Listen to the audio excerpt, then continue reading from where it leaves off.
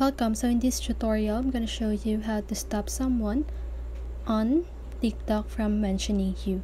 So if you want to know how I did it, just keep on watching.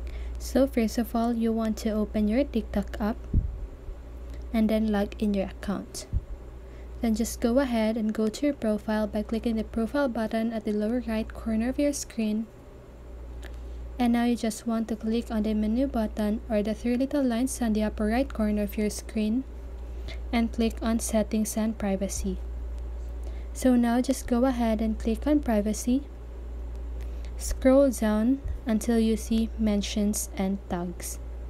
So here, as you can see, you have a option that says mentions. So just go ahead and click on that. And you need to choose no one. So that means no one can mention you in their descriptions, stickers, comments, and stories. So that is how you do it. I hope this video helped you, and if it did, make sure to like, subscribe, and hit the bell notification so you won't miss a video.